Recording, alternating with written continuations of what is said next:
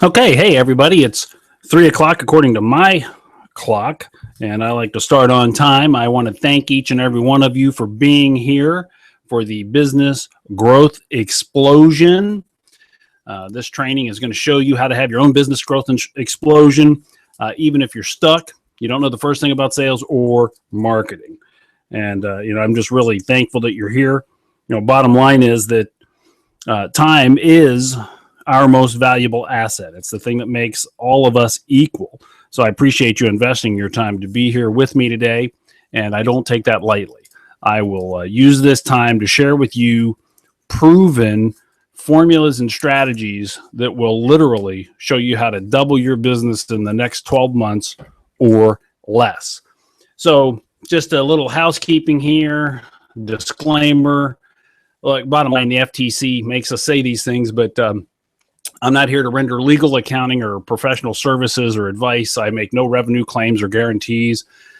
The examples I will share with you are true, but that's no guarantee that anybody else would have the same results. And quite frankly, they're not typical, although they do follow a proven formula.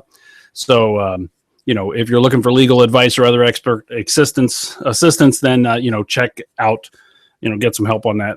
And anyway, that's just here to cover my butt. We will get the most out of our time together if you will do the following. If you can get someplace quiet and eliminate all the outside distractions, actually turn off your cell phone, know the world will not end. And if you're a note taker, and I highly recommend that you be a note taker, take a note.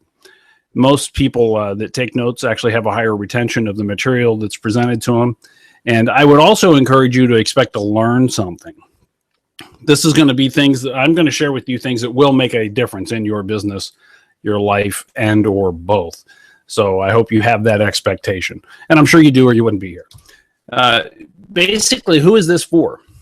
Well, it's for small business owners, solopreneurs, and solo practitioners, coaches, consultants, essentially anyone that's stuck in their business and they want to know how to make it grow.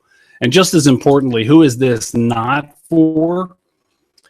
Back up. If I go the right direction, it'll help a lot. Who is this not for? Anybody looking for a get-rich-quick scheme. I've helped companies double in as little as 30 days. That is not impossible. However, you need to actually do the work. And get-rich-quick schemes are usually kind of, people think that they're magic. They don't have to do anything. So if you're not willing to work, this isn't for you. If you're set in your ways and you're not looking for proving strategies to grow your business, this isn't for you. And if you're not somebody that delivers valuable service or products, if you're just out in the world to rip people off, I really don't want you on this webinar, because what I share works, and I would prefer it not be used by somebody that doesn't actually care. And also, why stay to the end? I teach in complete systems, so you want to get all of it. You don't want to miss anything. Obviously, if you leave early, you will miss something. Also, I have a special resource that I am going to give you for free, and it shows you how your advertisements that you build, and we'll talk more about this, will work before you even spend a dime. So if you've invested and wasted and lost money advertising, you're absolutely going to want to have this. And also, just so you know, I like to paint big pictures and then drill down. So a lot of times I'll teach you the thinking behind the strategy. That way you're ready for it. And this is genuinely training. And so I want you to just be open-minded, set aside your disbelief. If there's something I say that you're not sure about, just listen and bear with me until the end. You can always pick back up your disbelief later, as a mentor of mine likes to say. So please just have an open mind. These are all proven formulas and strategies and tactics, and so that I'm sharing with you. So my question for you, in your business, if it was working the way you really wanted it to work, how much do you want to make? How much do you want your business to make you? I also want you to think about how much is it currently making. And if you've got something to write with, this is what I want you to write down. I want you to write how much you want your business to make and how much is your business currently making. The difference between those two is what we call the gap. If you're going to do a gap analysis on your business, this would be the gap. The gap is also when you set your goals for your revenue goals for your business.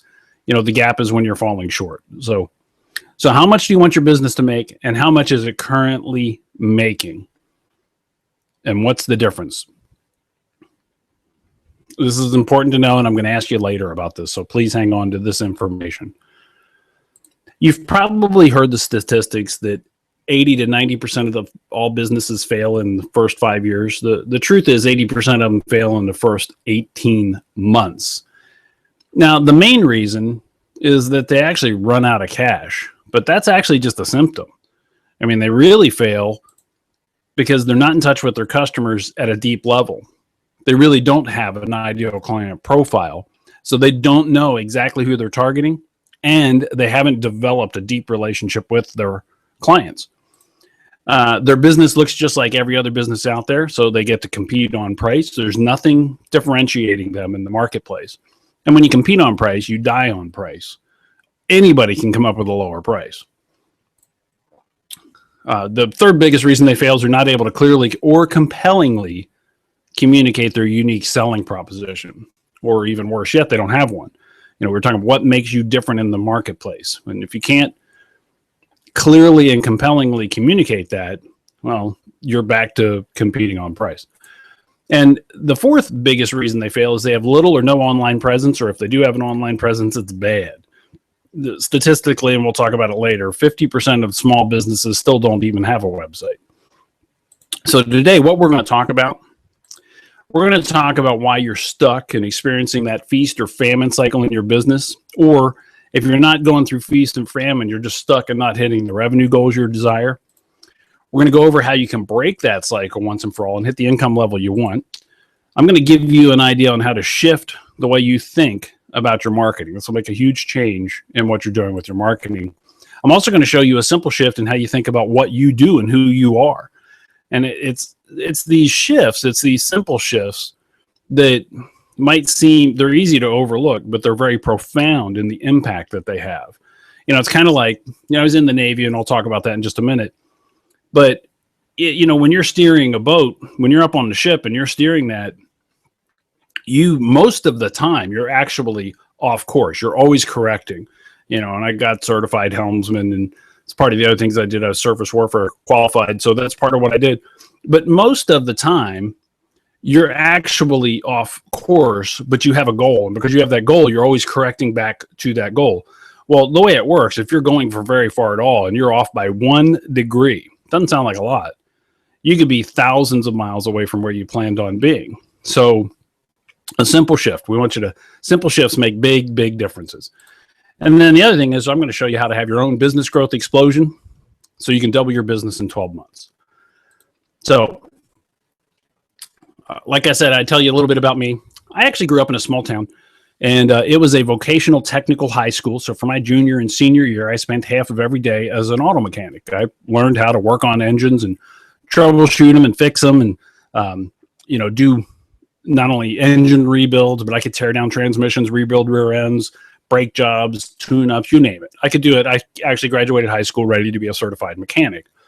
And you can imagine that gave me a love of cars. This is one of them. It was the fastest one I had. It was a Z28, 77 Z28. I got in a fair amount of trouble with it. Blew the engine up twice, shelled the rear end once, and I had to replace the transmission a couple times. That's just what happens when you race cars. But in all of this, the reason I'm sharing this is it helped me begin to learn how to fix things that were broken. And so later on, after high school, I actually joined the Navy. This is an actual picture of the last ship I was on, USS Jewett, guided missile cruiser number 29. It's a Belknap class cruiser. All of them have been decommissioned now, which means that they just got rid of them. It was old, but I was trained on 2 different weapons systems. I was a fire control technician. That means I worked on weapon systems, not put out fires. I created fires. I blew things up. And both of those systems, I'll zoom in a little bit here. This big square antenna up here, this is the 48 Echo air search radar. It actually rotates and spins, and it can see very, very long distances. And it's the first part of, weapons systems. Anyway, the air search radar works with these right here. This is the 55 Bravo Mod 9 fire control radar. And so each one of these, there's two of them here. They work separately and they can work together. But anyway, the air search radar finds the target to begin with. The fire control radar is much, much more accurate, and it locks on to the target and then sends the information to the missile so that we can shoot down the bad guys. And along the way, it'll make corrections. Well, not only was I trained how to operate both of these very complex systems, I was trained how to fix them when they broke. Now, the 48 was the last system I worked on. I started out on the 55. The 48, we had the highest uptime on the entire West Coast. As a matter of fact, myself and most of my work center got a Navy Achievement Medal for that. Now, why do I bring it up? I bring it up because I learned how to think systematically. I learned how to troubleshoot. I learned how to look at the big whole picture. I'm a strategic thinker. That's my strength. And so I could figure out better ways to maintain the radar. And a matter of fact, some of the things that we documented ended up being implemented by the fleet and saved literally hundreds of thousands of dollars fleet wide. So all of this is designed. We put both of these together because we want to shoot this. That's really all we're there for. We want to either shoot ships or aircraft. And so the end result we're looking for is to get that missile in the air. And that's a beautiful SM-2 missile firing off, and it's a lot of fun. So that was the beginning of my technical career, and I thought I was going to be an engineer. But when I got out of the military, I decided that the easiest thing for me to do, because I had a job as an electronics tech, which would have led to being an engineer, but it would have required moving, and I didn't want to move. So in order to make the kind of money I wanted to make, I went into sales. And, I've actually sold everything from businesses to Kirby vacuums. Big ticket, little ticket, in person, over the phone, long sales cycle, short sales cycle, you name it. I've actually sold it. And I've actually personally closed over 12,000 sales. And along the way, myself and my teams have been responsible for over $145 million in goods and services being sold. And part of that process, as I moved up into management, I developed, and trained over 1,200 salespeople and gained a reputation as a business growth expert. And these are just some of the companies that I either turned around or doubled or grew extensively. And part of my sales career, I was a business broker.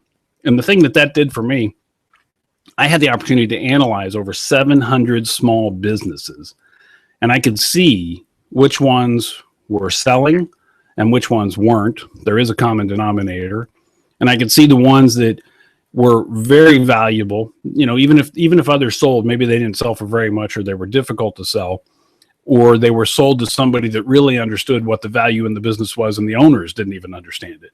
So there's a formula, and there's a process to building a business to make it saleable. And my advice for you would be, whether you ever want to sell your business or not, you build it so that it's saleable, because then you have a transferable asset. But we'll talk more about that. Anyway, one of my first entries into management was with this company. And when I came to WordSmart, I actually came there as a salesperson, but I quit after 2 weeks. They were so disorganized and confused. Well, they were doing $85,000 a month, but they were $2 million in debt. Deep Pocket Millionaire actually owned the company, and he kept coming out of pocket to cover payroll. But nonetheless, they were still a couple $1 million in debt. And so I came in, and literally we doubled sales in the first month. I made changes with the sales staff. Then we turned around and we did it again in the next month. More changes. I started hiring. 90 days later, we actually tripled sales. Lo and behold, it took a couple years, but down the road, we were doing $1.6 million a month with a very healthy profit margin. The company was debt-free. They owned their own building, which was worth well over $2 million when I left there. A little later on, I went to work for a company called One Coach. You may or may not know of them. But when I came there, they were a startup. They didn't have any sales, no sales process. And I established a sales process selling coaching and consulting. I hired and trained the sales team and then enrolled over 1,600 clients. And we sold more than $7 million in the first 6 months of coaching. And that was the team. I mean, it's not me, it's the whole team that did that. Then I went on to a company called Abacus Law. This is more recently, the 25-year-old company doing 4.7 million in the technology sector of law, And, but afterwards, 14.7 million in sales, increased new client acquisition by 412%, and put together an existing client territory. That was an immediate 30% boost. And, and there were other things that we did that really made a big difference. Obviously a $10 million a year difference. So I don't bring any of these up. I'm not trying to brag. I just want you to understand that I have experience, and these are only a few of them, growing companies. And I also have a lot of experience directly as sales. And, but it wasn't always easy. The fact is that when I first started out in sales, I actually began, I sold insurance before I joined the Navy, and that's kind of why I went in the Navy. But when I got out, I ultimately ended up selling Kirby vacuums. And, I just bombed. I mean, I had 90 days where I sold one vacuum in 90 days. And finally, the distributor asked me, he says, okay, I see you're willing to stick with this. Are you willing to learn? And of course, I was willing to learn, but the truth is that I had no idea what to do, and he told me, he says, look, it's just a process. It's a formula. I'm going to teach you the formula. And if you can recreate, just redo what I'm showing you, you'll be successful. And sure enough, within 1 month, I went from selling one in 90 days. And in that first month working with him, I sold 8 machines. The second month, not working with him on my own, I went out and I sold 12. And from that point forward, I sold 12 to 15 machines a month. And this was back in the early 80s. I was actually making a lot of money then as a salesperson. So, and then I went on and I just kept moving on to different opportunities, and I wanted to learn and I wanted to see how businesses worked and really succeed. So one of the things I figured out is how you think about yourself has everything to do with whether or not you'll be successful. So one of the questions that I'd like to ask you is, if somebody came up to you and said, what do you do? What's your answer? Because the way you see yourself determines what you do in your business. So what do you tell people when they ask, what do you do? So if you say, well, I'm a plumber, or I'm an architect, or, I'm a contractor, or, I clean carpets, or whatever it is, I'm an electrician. All of those, that's what workers do. And there's nothing wrong with being a worker. That's not the point. What I want you to shift, this is a shift that I want you to make. I want you to think of yourself and understand that you are either the CEO, the founder, or the president of whatever it is your business does. Well, I'm the CEO of an electrical contractor company, and we specialize in boom, boom, boom, boom. I'm the founder of an auto repair and collision repair facility, and we work with passenger cars and commercial fleet vehicles, blah, blah, blah. So the difference is that when you see yourself as the CEO, as the founder, or as the president, then you look differently at your business and you begin to think from a strategical point of view. And I'll talk more about that in just a minute. So one of the things I want to ask you, part of what we talked about with building up this training was, what are the challenges small business owners go through? And I've obviously worked with hundreds and hundreds of them. And overwhelm is almost always a big deal. It's that feast or famine cycle. It's the overwhelm. Those are challenges. And so I would ask you, this is a typical org chart. You have the owner, the CEO. COO reports to the CEO. You got VPs, you have managers, you got HR, the CFO. And, and obviously that's a bigger organization. If you're a small business, you certainly wouldn't have 10 managers, but what typically happens with small businesses and with entrepreneurs is, instead of having this kind of org chart, they have this kind of org chart, and you wear all the hats in the business. And so if something's going to get done, you have to be the one to do it. You make all the decisions, you do all the work, and you suffer through all of the struggle. It's kind of like the guy that spins plates. You know, maybe you've been to the circus or a floor show somewhere where or maybe you've seen it on TV or YouTube, and you got a plate spinner, and his whole thing is to try to keep the plates going as fast, you know, as many as he can. He wants to eventually get one on every single pole and then take them all off without breaking a plate. And the problem, obviously, it's no big deal with one or two plates, but the more plates you get, the more complex things get. And Dan Sullivan, strategic growth coach, makes a great comment. It's called the ceiling of complexity.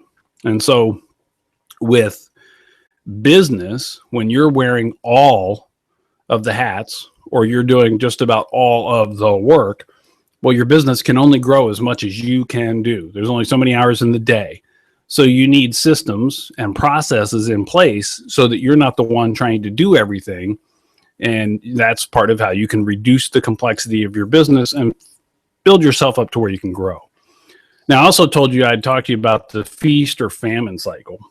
So this is representative of a sales pipeline. And it doesn't matter whether you're, you know, a body shop, an architect, an electrician, a plumber, you know, a service repair person. It doesn't matter.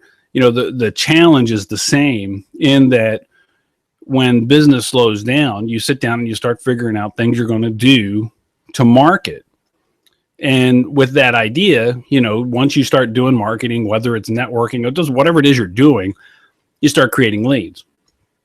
And so those leads come in and you get opportunities, and some of them turn into sales, and you get some clients, and then you work on retention, and everything starts to get pretty good. And then you get busy because you brought a bunch of new clients in, and you focus on the clients. And next thing you know, there's just this drying up of leads, and you don't have people coming through the door. And then, you know, things kind of slow down a little bit. So then you sort of, you know, it's like that plate spinner. You take a look back at, oh yeah, I need to go do some marketing, and you start again, and you begin to work on this whole lead process thing, and you know the cycle continues, and you go, and you know pretty soon you're back to being pretty busy again, and then you get so busy you don't have time to work on the leads, and you know so we just kind of have this cycle that goes round and round and round and round. And what you really need is a process that has leads coming in all the time, independent of your activity. So I'm going to repeat that. What you really need is leads that are coming in all the time, independent of your activity. So, you know, ultimately, I want to tell you right up front, don't beat yourself up about any of this. It's not your fault. If you're struggling, you're frustrated, it's not your fault. You know, the fact is that it isn't a lack of willpower if you're struggling with your business. It's not gullibility. It isn't a moral failure on your part. I'd ask you, who taught you how to run and grow your business? Who taught you how to market your business so you have an endless supply of qualified clients? Most small business owners I talk to tell me no one.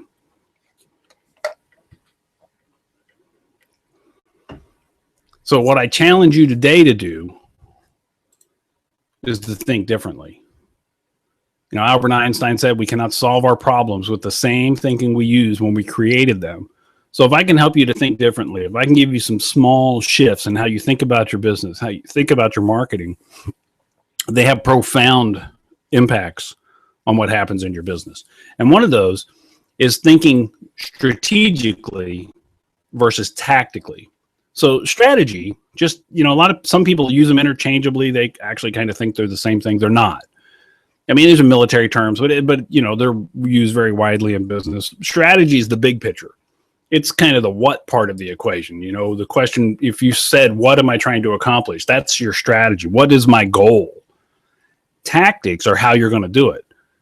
You know, that's the who or the how. You know, how do we get there?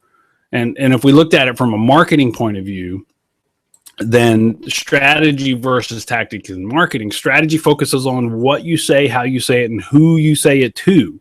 In other words, it's your content. It's your brand. It's the message. Tactics is just simply the execution of that, whether it's generating leads, brochures, pay-per-click, you know, radio, promoted post, you name it. So the big differences, you know, you might be thinking, okay, well, who cares what difference does it make? But here's why it matters. Strategy will get you 70%. Tactics get you 3%. And what I mean by that, at any given time, the 3% of the market's looking and ready to buy right now. And that's what most businesses go after because they don't know how to get the 70%. Because 70% are open to doing something if you educate them on the need and why you're the best solution. This is all part of understanding a buyer's decision-making process. The other 20%, they're not going to do anything now. They may not do anything ever, or the other 27%. And what you're getting out of that 3%, that's what those free consultations or free estimates, that's what gets the 3%. So it's kind of like this. Until somebody really understands the value of an annual physical, they're only going to go to the doctor when they're sick. That's the 3%. If, on the other hand, you're a doctor, you do good, strong marketing to the right demographic, the right target audience for your type of practice, you can get the 70%. Or here's another example. 72% of the couples that go to couples therapy end in divorce anyway. So if you're a divorce attorney, you should target people that are going to couples therapy because you're going to get there before any other divorce attorney. And don't take that the wrong way. It's just business. So here's what you do to capture the 70%. You understand the marketing formula. And the marketing formula is I plus E plus E plus O equals results. What does that actually mean? Well, the I is interrupt. You get qualified prospects to pay attention to your marketing by identifying and hitting their hot buttons. And I'll talk about hot buttons in a minute. You engage them. So if I interrupt them, I got to stop them. I got to get them to pay attention. Now I'm going to engage them. Engage them is promising them information that's going to help them make their decision. See, it's human nature simply demands that buyers always want to make the best decision possible. Marketing and advertising should get the attention of the target market, help them in their decision-making process, and lower the risk of taking the next step in the selling process. So it's interrupt, and then we're going to engage. Then we educate them. This is part of that lowering the risk. We're going to identify the important and relevant issues prospects need to be aware of. Then we're going to show them how we stack up against the issues. We'll build the case for the business. And offer. Give prospects a low-risk way to take the next step in the buying process. See, what's happening these days is most people are simply trying to go, they're using phony, silly ads, and we'll talk extensively about it. I'm going to teach you how to build a better ad. And so they don't have a good interrupt. They don't know their clients' hot buttons because they haven't figured out who their real clients are. They don't know what their buying decision process is, and they don't have anything that makes them unique. So they're just putting an ad out there. And sometimes it works and sometimes it doesn't, but they don't work the way they used to because things have changed. And that's when businesses get stuck, start having problems, and get scared. So here, in order for this to make more sense, I need to help you understand really how the prospect's brain works. So there's a couple of different ways that your prospect's brain works. And, most of us are running around in what's called alpha mode. And the best way I can describe that is, have you ever gone to your shop or you're gone to your place of work or your job or whatever? Have you ever gone there and then kind of realized, I don't even remember the drive? Well, that's because you're running around on autopilot. You're not actively engaged. You've made that drive long enough, enough times that the brain can handle it while you daydream or do whatever else. Fortunately, it keeps us safe. And we get there. Okay. A little scary. Then there's beta mode. So beta mode, you ever have a near miss when you're driving? Somebody swerves into your lane, you snap out of alpha mode, and boom, all of a sudden you're alert. Or you're in a really bad storm. It wasn't that long ago. I was driving to the airport and had several hours to go to get there, and it was snowing the entire way. I was in beta mode the whole way. No alpha, wasn't unconscious. I was paying very close attention. So that's beta mode. So what we need to do with our advertising is we've got to get our clients out of alpha mode into beta mode. But I've got to do it in a way that engages them. I can't do it with a trick. So you'll see ads with, celebrities or pretty stars or, half-clothed women in bikinis or whatever. Those are false betas because, they'll draw the attention. But as soon as the person looking realizes there's nothing in that ad for them, they drop right back into alpha and ignore the ad. That's why you've got so many people telling you that it takes 9 times to see your ad before it makes one good impression, and it takes 7 impressions before you actually get the result. That's because it's a rotten ad. Anyway, so the other thing I need to help you understand about how the brain works is a thing called the reticular activating system.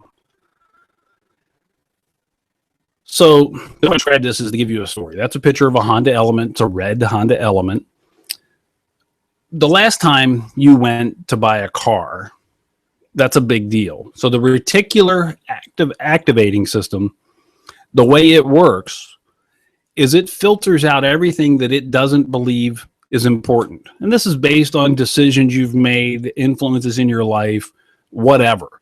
You know, and the best way I can describe that is at any moment or time, you've literally got billions of stimuli hitting your body. You know, the current of the air through the room as it goes over the hair follicles in your arm, you know, the background noise, any number of things. And you would go crazy if your brain didn't filter that out. If you were consciously aware of every single stimuli, you'd go nuts. So your brain filters out everything it doesn't think is important. But think about the last time you bought a car.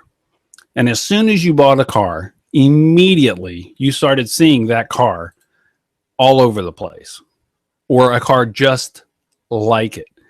And that's the reticular activating system. You know, pretty soon you see red Honda Elements everywhere. Well, it's true of everything. So now, because the brain thinks it's important, it's not only not filtering it out, it's calling your attention to it. And that's what hot buttons do. See, when you have the right hot buttons, when you genuinely understand who your client is and their decision-making process, the pains and the problems that they're suffering through, and you structure your headline using one of those hot buttons or several of those hot buttons, and that's in your ad, they can't resist it. So just to give you an idea what some of the hot buttons could be, I'll just put a bunch of them up here. You know, people expect, like in the service industry or in several industries, they want to see it fixed right and fast and on time. They want quick resolutions. They want the people to be honest. They expected the results need to match what they thought they were going to. They want options and they want to have variety. They look for selection, you know, in almost anything, you know, whether it's furniture or car lots or, you know, carpet places, retail establishments. People are coming there. Part of what they want is a big selection. They want the quality. You know, the results need to match their expectations. They want to be educated about the product or service. You know, they want to know if you have additional products, services, or anything else after the sale. They don't want any hassles. They want to make more money if you're selling something that helps them make money. They want higher margins if you supply other business owners. Ease of change, less hassle. Very similar to no hassles, I've noticed. Low risk. Everybody wants low risk. They want evidence that you can do what you say you're going to do. Price matters if you don't understand how to correctly put things together. Validation. They want proof. You know, in general, customer service. These are just a few of the hot buttons. You know, but the key is to really find out what they are for your area. So what I want to talk about, we're looking at a pretty typical auto repair ad. These people do auto repair and tires. And I whited out their website and the business name to protect the people. But this is a pretty typical ad. And hopefully it's large enough on your screen you can actually see it. But I'm going to point a few things out. So these things, benefits for you, quality, ASE certified technician, warranty, 100% customer satisfaction, no surprises, work done right, same day service, convenience. Look, here's the bottom line. Down here, right down here where it's at the lower end, down here underneath your dealership alternative, it says, we fix everything. Well, I sure hope so. So this doesn't educate me on why I should do business with them. And these are not necessarily hot buttons to speak of. They're just throwing things up there. They're platitudes. That sounds like it's important, but it really isn't. Okay. So then the other thing we do is what I call a cross-out test. If we crossed out the name of this business, if this was your business, if you're a car repair place or tire place, and we cross out the name of the business, we could put any other business's name in there. Can they say all of these other things? And the answer is yes. And this, so therefore there's no differentiation. This could be anybody's ad. Okay. So here, I'll give you another example. It's not just related to cars. We'll look at the roofing industry. You know, this is a very, very typical ad. And so my question is, or the point I'm going to make here is company names, which I blurted out to protect the innocent. You know, I didn't think that I would leave that like that. So I blurted it out. Company names are not headlines. So if you crossed out this company's name, could you put any other roofing companies in there? Sure. You know, you know, can anybody else say all these other things? You know, residential, commercial, industrial, but it goes on farther, you know, worker guaranteed, fully insured, licensed, but any of that stuff in that list, it's all just a bunch of platitudes. Shake to shingle conversions. Well, I should hope so. All types of shingles. No kidding. They're a roofing company. Okay, so none of this is helping me make the decision. Or how about the pictures of the guy standing around on the roof doing who knows what? Does that make you want to do business with them? Does it help facilitate your decision-making process so that you know better what you need to know in order to decide who you should choose for roofing? I mean, the answer is no. So here's another one. Does a smiling lady with perfect teeth help you learn what you need to know about going to the dentist? I mean, seriously. And does knowing that they're located near Walgreens or introductory offers only good for new patients lower the risk of taking the next step? Is there anything on here that helps you takes risk out? You know, it's a poor headline. Your local state-of-the-art dentist is right down the street. Doesn't do anything. That doesn't mention any of my hot buttons. What's the deal with dentists? People are afraid of pain. They're afraid of inconvenience. They're afraid of having their time wasted. They're afraid of the expense. Okay. Those are the kinds of things that I would have in a headline, you know? So there's no interrupt. There's no hot buttons. And then of course, all the stuff here, I mean, this is just a bunch of platitudes. Any dentist could say most insurance is accepted. Okay. Well, I'm going to go there, you know? So anyway, think you get the idea. Or just so you know, I don't just pick on, you know, I'll pick on lawyers. So the law firm that runs this thinks it's a good ad. When it comes to law, close is not good enough. Well, okay, with blank, name of the law firm, you can rest assured we get the details right, blah, blah, blah, blah, blah, blah. Doesn't help me. Here's a different ad for the exact same law firm. 3 critical characteristics of demand from your attorney. Does yours stack up? Expertise. The key here now, see, this is all done from research. We know the hot buttons for attorney, you know, for prospects looking for an attorney. It's experience, not just any experience. It's experience specifically in cases like yours. There's over 60 different broad disciplines, each of which have over 100 subcategories. We'll always find out the details of your case and assign the attorney with the right experience for your case. If our firm doesn't have the expertise, we won't take your case. Period. Caseload. Too many irons in the fire. It's a big problem with many firms and their attorneys. And they tell you right down at the bottom of that. Make sure your attorney has no more than 10 files at any given time. See how they're differentiating themselves? So if I start asking that question of other law firms, what am I going to find out? Almost all of them are going to have 30 to 40 or 50 files. Fee policies. Your attorney should help solve your problems, not be the source of them. Ooh, pain point.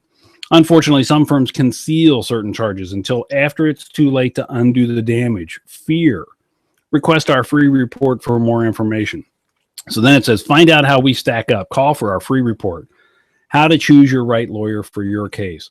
The right lawyer. So we've got a call to action, strong call to action. We have a free report that's very risk-free, very easy for me to actually move forward to learn more about whether or not this would be good. Does this facilitate my decision-making process?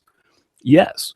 So it matches the marketing equation. We interrupted, we engaged, we educated. That's what 1, 2, and 3 do. And we made an offer, a call to action, and we get results. This gets the 70% because it's no risk, real simple. I'm going to get the free report, but now the law firm can begin educating me even further than just the free report. They can begin to talk to me. Here's another example of a good brochure. This is for a bank. Which ones actually, mutual fund investment strategies, which ones actually work and which ones are guaranteed to drain your savings, jeopardize your retirement, and squash your quest for financial independence. Landmark Bank. Well, look, nobody cares who it's from unless they care about the information. And some people say nobody will read. Well, that's not right. That's not true. They don't have a choice to read if this hits the right hot buttons. If we get the right activators, they have to read it. And this is just begging for somebody to open it up and read it and find out more. So what is going to drain my savings, jeopardize my retirement, and squash my quest for financial independence? I got to know.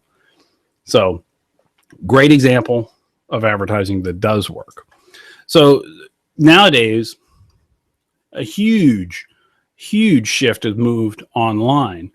And so the question would be, does the marketing formula work online? So I did a search for St. Louis roofer. And I mean, this is a little hard to see. I'm going to zoom in so we can see it a little better. But St. Louis roofer, and you'll look, there's really no interrupts. There's no call to action if you can read that. But, these are paid ads. This area right here, this is all of this. These are the paid ads. People paid good money to be in these spots. And what they get is they actually get results just because of where they're located. But if they had a great ad, they get better results. So here we go. St. Louis roofers, fully licensed roofing contractor. Well, no kidding. Trusted service for over 40 years. How long somebody's been in business is a platitude. No, you could have been in business and been terrible for 40 years. It doesn't matter. That doesn't prove anything. I know people think it does, but it actually doesn't. So there's really nothing here. There's no good interrupt. I mean, roofers, just because somebody was surfing for